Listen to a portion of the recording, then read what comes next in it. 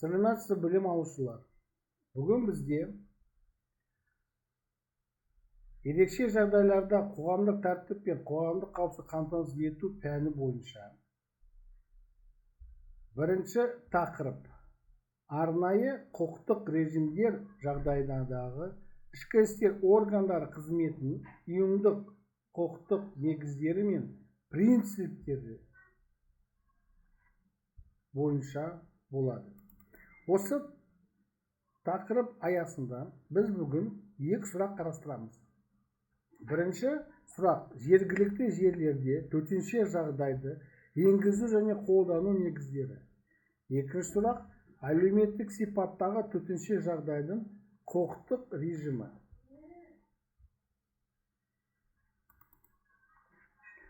Төтенше жағдайды енгізудің құқықтық негізі Қазақстан Республикасының Конституциясы.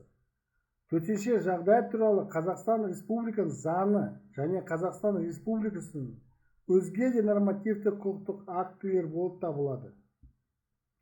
Қазақстан Республикасы президентінің азаматтардың қауіпсіздігін және Қазақстан Республикасының конституциялық құрылысын қорғауды қамтамасыз ету мақсатында әлеуметтік сипаттағы төтенше жағдай мен төтенше жағдай режимдерін қамтамасыз ету жөніндегі өкілеттіктері.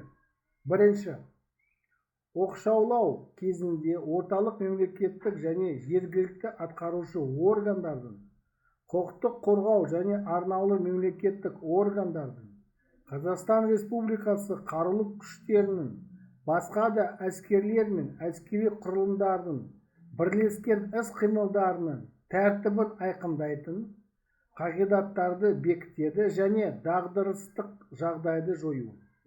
Екінші, республикалық және өңірлік жедел штабтар туралы ережелерін бекітеді.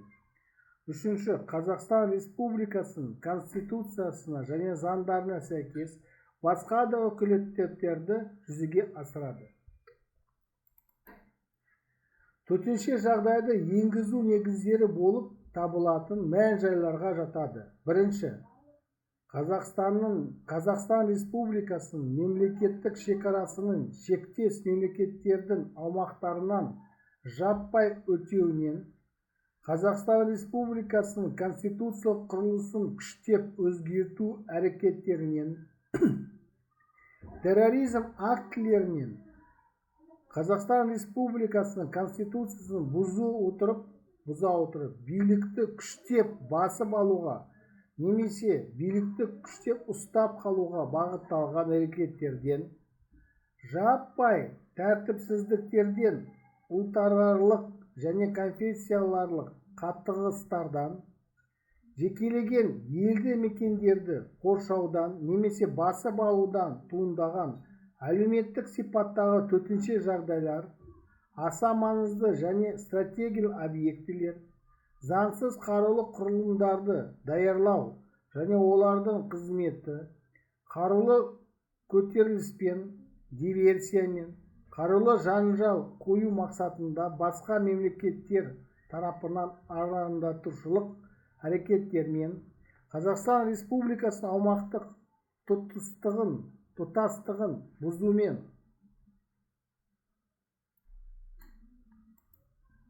екінші, дүлей зілзалалардан, оған жер сілкінісі, сел, көшкін, су тасқыны және басқалар, дағдарыстық экологиялық жағдайлардан, табиғи өрттерден, эпидемиялар мен эпизоотиялардан, ауыл шаруашылығы өсімдіктері мен ормандардың аурулар мен зиянкестермен зақымдануынан, өнеркәсіптік, көліктік және басқа да авариялардан, өрттерден, жарылыстардан, шығарындылары бар авариялардан туындаған табиғи және техногендік сипаттағы төтенше жағдайлар, күшті әсер ететін улы, радиоактивті және биологиялық қауіпті заттар, ғимараттар мен құрылыстардың кенеттен құлауы, бөгеттердің жарылуы, тіршілікті қамтамасыз етудің электр, энергетикалық және коммуникациялық жүйелеріндегі тазарту құрылыстарындағы және жағдайды тезірек тұрақтандыруды, құқықтық тәртіпті қамтамасыз етуді, қажетті құтқару және авариялық қалпына келтіру жұмыстарын жүргізу үшін жағдайлар жасауды талап ететін авариялармен көрінеді. Төтенше жағдайды енгізу үшін азаматтық қорғау саласындағы уәкілетті органның ұсынысы негізінде дүлей зілзаланың немесе уақымды аварияның апаттың нақты қауіпті деп негіз бола алады. Қазақстан Республикасының бүкіл аумағында немесе оның жекелеген жерлерінде төтенше жағдайды Қазақстан Республикасының президенті тиісті жарлықпен Қазақстан Республика парламентін дереу хабарлар өте отырып, Қазақстан Республика премьер-министр мен парламентта палаталарының төрағаларымен ресми консультациялардан кейін енгізеді. Төтенше жағдай қалыптасқан жағдайды өзге шараларды қолдану арқылы реттеу мүмкін болмаған жағдайда енгізіледі. Төтенше жағдай енгізу туралы Қазақстан Республикасы президентінің жарлығы Қазақстан Республикасының заңнамасына сәйкес ресми баспа басылымдарында дереу жариялануға тиіс және оны барлық бұқаралық ақпарат құралдары халықтың назарына жеткізеді.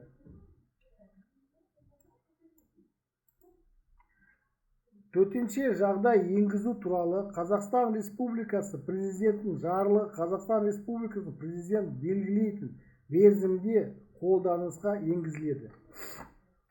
Қазақстан Республикасы президентінің төтенше жағдай енгізу туралы жарлығында бірінші, төтенше жағдайды енгізу үшін негіз болған осы заң талаптарына сәйкес келетін мән-жайлар. Екінші, төтенше жағдай енгізу қажеттілігінің негіздемесі. Үшінші, төтенше жағдай енгізілетін жергілікті жердің шекаралары. Төртінші, төтенше жағдай режимін қамтамасыз ететін күштер мен құралдар. Бесінші, осы заңға сәйкес жеке тұлғалардың құқықтары мен бостандықтарын, заңды тұлғалардың құқықтарын, сондай-ақ оларға қосымша жүктелетін міндеттерді енгізілетін шаралар мен уақытша шектеулер тізбесі. Алтыншы, төтенше жағдай енгізу кезіне құрылатын мемлекеттік басқарудың арнаулы органдары және олардың өкілеттіктері. Жетінші, төтенше жағдай режимі жағдайларында қолданылатын шараларды жүзеге асыруға жауапты мемлекеттік органдар, лауазымды адамдар. Сегіз, төтенше жағдай енгізу уақыты мен қолданылу мерзімі көрсетілген. Қазақстан Республикасының бүкіл аумағында енгізілетін төтенше жағдайдың қолдану мерзімі 30 тәулік. Ал оның жекелеген жерлерінде енгізілетін төтенше жағдайдың қолданылу мерзімі 60 тәуліктен аспауға тиіс. Төтенше жағдай енгізілген мерзім өткеннен кейін төтенше жағдай тоқтатылады деп есептелінеді. Төтенше жағдай енгізуге негіз болған мән-жайлар жойылмаған кезде Қазақстан Республика президенті тиісті актіні шығару арқылы оның қолданылуын осы баптың бірінші тармағында белгіленген мерзімдер шегінде ұзартуға құқылы. Егер оны енгізуге негіз болған мән-жайлар жойылса, Қазақстан Республикасының президенті төтенше жағдай енгізілген мерзім өткенге дейін оның толық немесе ішінара күшін жоюға құқылы. Төтенше жағдайдың толық немесе ішінара күшін жою туралы Қазақстан Республикасы президентінің жарлығы Қазақстан Республика президенті белгілейтін мерзімде қолданысқа енгізіледі. Төтенше жағдай кезінде парламент пен парламент мәжілісін таратуға болмайды.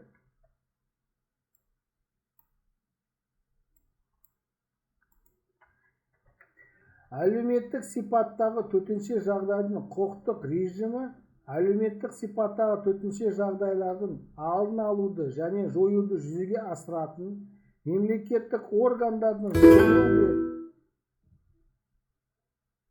қою мен жұмыс істеуінің ерекше режимін білдіреді және оларға қосымша міндеттер жүктей отырып жеке және заңды тұлғалардың құқықтары мен бостандықтарына жекелеген уақытша шектеулер белгілеуге жол береді. Әлеуметтік сипаттағы төтенше жағдайдың мән-жайлары төтенше жағдайды енгізу үшін негіз бола алады. Әлеуметтік сипаттағы төтенше жағдайдың құқықтық режимі Қазақстан Республикасының демократиялық институттарына, тәуелсіздігі мен аумақтық тұтастығына, саяси тұрақтылығына, оның азаматтарының қауіпсіздігіне қауіп төнген жағдайда енгізіледі және оны оқшаулау мен жоюды әлеуметтік сипаттағы төтенше жағдайдың алдын алу және оны жою жөніндегі мемлекеттік органдардың күштерімен және құралдарымен негізгі қосымша шаралар мен уақытша шектеулер енгізілмей жүзеге асыруға болады. Төтенше жағдай енгізілген кезде әлеуметтік сипаттағы төтенше жағдайдың құқықтық режимі жекелеген жерлерде әлеуметтік сипаттағы төтенше жағдайдың алдын алу және оны жою жөніндегі мемлекеттік орган басшысының немесе облыстық, республикалық маңызы бар қаланың астананың жедел штабының шешімі енгізіледі. Әлеуметтік сипаттағы төтенше жағдайдың құқықтық режимі кезінде шұғыл дер қою және басқару жүйесінің жұмыс органы жедел штаб болып табылады. Мемлекеттік және жергілікті атқарушы органдар әлеуметтік сипаттағы төтенше жағдай қаупі төнген немесе туындаған кезде әлеуметтік сипаттағы төтенше жағдайдың алдын алу және оны жою жөніндегі мемлекеттік органға жәрдем көрсетуге және қажетті көмек көрсетуге міндетті. Әлеуметтік сипаттағы төтенше жағдайдың алдын алу және оны жою мақсатында әлеуметтік сипаттағы төтенше жағдайдың алдын алу және оны жою жөніндегі мемлекеттік орган біріншіден көлік дипломатиялық иммунитеті бар шет мемлекеттер мен халықаралық ұйымдардың өкілдерінен басқа әлеуметтік сипаттағы төтенше жағдай аймағына келу, сондай-ақ шұғыл медициналық көмекке мұқтаж адамдарды емдеу мекемелеріне жеткізу үшін, егер кешіктіру адамдардың өміріне немесе денсаулығына нақты қауіп төндіруі мүмкін болса, меншік иелеріне материалдық залалды өтей отырып, оны пайдалану Қазақстан үкіметі айқындайтын тәртіппен келтірілген. Екінші, Қазақстан Республикасы заңнамасында көзделген өзге де шараларды қабылдауға міндетті. Әлеуметтік сипаттағы төтенше жағдайдың және оның зардаптарын алдын алу және оларды жою жөніндегі шаралар қабылдау үшін әлеуметтік сипаттағы төтенше жағдайдың алдын алу және оны жою жөніндегі мемлекеттік орган мемлекеттік материалдық резервті материалдық құндылықтарын пайдалануға құқылы. Әлеуметтік сипаттағы төтенше жағдайдың және оның зардаптарын алдын алу және оларды жою жөніндегі шаралар қабылдау үшін броньсыздандыру тәртібімен мемлекеттік материалдық резервті материалдық құндылықтарын шығару Қазақстан Республика үкіметі айқындайтын тәртіппен мемлекеттік материалдық резерв саласындағы уәкілетті орган келесі бойынша әлеуметтік сипаттағы төтенше жағдайдың алдын алу және оларды жою жөніндегі мемлекеттік орган шешімі бойынша жүзеге асырылады. Әлеуметтік сипаттағы төтенше жағдайдың және оның зардаптарының алдын алу және оларды жою жөніндегі шаралар қабылдау үшін пайдаланған мемлекеттік материалдық резервтің материалдық құндылықтары үшін шығындарды өтеу Қазақстан Республикасы үкіметінің резервтің қаражаты есебінен жүзеге асырылады.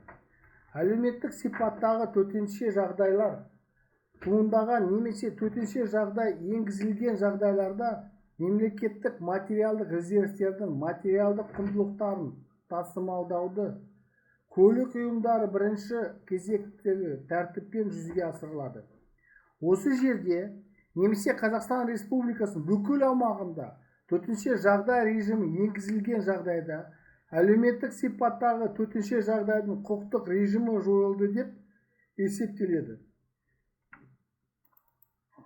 Әлеуметтік сипаттағы төтенше жағдайлардың алдын алу және оларды жою мақсатында тұрақты жұмыс істейтін республикалық және өңірлік, облыстық, республикалық маңызы бар қалалар, Астана, жедел штабтар құрылады. Жедел штабтар басшының орынбасарларынан, оның ішінде біріншісінен және штаб мүшелерінен тұрады. Жедел штабтардың құрамына жедел штаб басшысының орынбасарлары ретінде әлеуметтік сипаттағы төтенше жағдайдың алдын алу және жою жөніндегі мемлекеттік органдардың басшылары немесе өкілдері, сондай-ақ өзге мемлекеттік органдардың өкілдері кіреді. Республикалық және өңірлік жедел штабтардың шешімдерін орындау міндетті болып табылады. Жедел штабтар өз қызметін Қазақстан Республикасының заңнамасына сәйкес жүзеге асырады. Терроризмге қарсы күрес жөніндегі жедел штабтар терроризмге қарсы іс-қимыл туралы Қазақстан Республикасы заңына сәйкес құрылады. Әлеуметтік сипаттағы төтенше жағдай енгізілген жерде күзетілетін адамдар мен объектілердің қауіпсіздігін қамтамасыз ету жөніндегі күзет іс-шаралары жүргізілген жағдайда күзет іс-шараларын жүзеге жөніндегі жедел штабтар Қазақстан Республикасы мемлекеттік күзет қызмет туралы Қазақстан Республикасы заңына сәйкес әрекет етеді. Күзет іс-шараларын жүргізу жөніндегі жедел штабтың шешімін бойынша Қазақстан Республикасы мемлекеттік күзет қызмет туралы Қазақстан Республикасы заңына сәйкес күзетілетін адамдардың қауіпсіздігін, күзетілетін объектілерді күзету мен қорғауды қамтамасыз ету мүддесінде басқа мемлекеттік органдардың қосымша қажетті күштері мен құралдар тартылуы мүмкін. Әлеуметтік сипаттағы төтенше жағдайды жою жөніндегі бірінші кезектегі іс-қимылдар кезінде жедел штаб басшысының шешімі бойынша мынадай уақытша шектеулер қолдану мүмкін. Бірінші, қауіпті өндірістік объектілердің қызметін тоқтата тұру. Екінші, жеке және заңды тұлғаларға байланыс қызметтерін көрсетуді тоқтата тұру және байланыс желісі мен құралдарын пайдалануды шектеу. Үшінші, қоғамдық тәртіпті мемлекеттік қорғалуға жататын объектілерді және халықтың тыныс-тіршілігін және көліктің жұмыс істейтін қамтамасыз ететін объектілерді, сондай-ақ ерекше материалдық, тарихи, ғылыми, көркемдік немесе мәдени құндылығы бар объектілерді қорғауды күшейту. Төртінші, әлеуметтік сипаттағы төтенше жағдай аймағында тұратын жеке тұлғаларды уақытша көшіру. Бесінші, қарулы оқ-дәрілерді, жарылғыш заттарды, күшті әсер ететін химиялық және улы заттарды сатуға шектеу немесе тыйым салу, дәрілік заттар, есірткі құралдарды, психотроптық заттар, олардың аналогтары мен прекурсорын, этил спирт пен алкоголь өнімі айналымының ерекше режиміне белгілеу. Әлеуметтік сипаттағы төтенше жағдай режимін қамтамасыз ету үшін Қазақстан Республикасының мемлекеттік күзет қызметінің қоспағанда ішкі істер, ұлттық қауіпсіздік органдарының, азаматтық қорғау саласындағы уәкілетті органның және басқа да мемлекеттік органдардың күштері мен құралдарын пайдаланылады.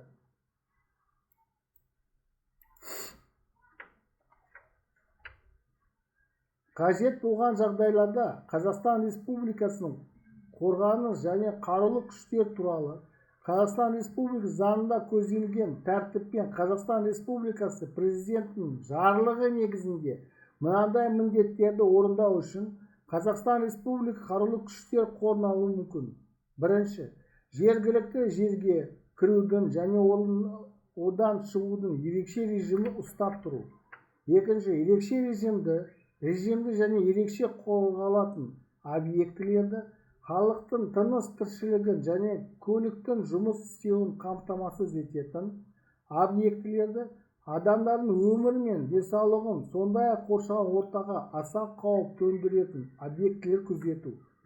Үшінші, жанжалдардағы қатысатын арнаулы құралдарды, қаруды қолдана отырып, сондай-ақ жауынгерлік және басқа да техниканы пайдалана отырып, зорлық-зомбылық әрекеттерімен сүйемделетін қарама-қарсы тараптарды ажырату.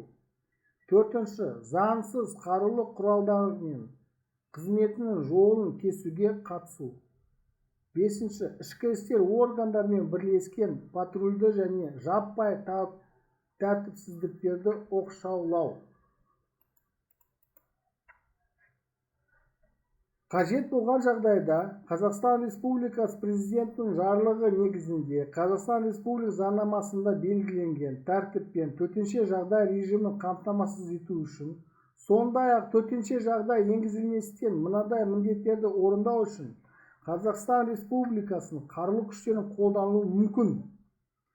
Бірінші, төтенше жағдай енгізілген жерге кірудің және одан шығудың ерекше режимі ұстап тұру. Екінші, ерекше режим және ерекше қорғалатын объектілерді, халықтың тыныс тіршілігін және көліктің жұмыс істеуін қамтамасыз ететін объектілерді, адамдардың өмірі мен денсаулығын, сондай-ақ қоршаған ортаға аса қауіп төндіретін объектілерді күзету. Үшінші, жанжалдарға қатысатын арнаулы құралдарды, қарулы қолдана отырып, сондай-ақ жауынгерлік және басқа да техниканы пайдалана отырып, зорлық-зомбылық әрекеттерімен сүйемделетін қарама-қарсы тараптарды ажырату. Төртінші, заңсыз қарулы құралдар мен қызметінің жолын кесуге қатысу. Бесінші, табиғи және техногендік сипаттағы төтенше жағдайларды жоюға және адамдың өмірін құтқаруға қатысу. Сонымен біздің дәрісіміз бітті. Тыңдағандарыңызға рахмет. Сау болыңыздар.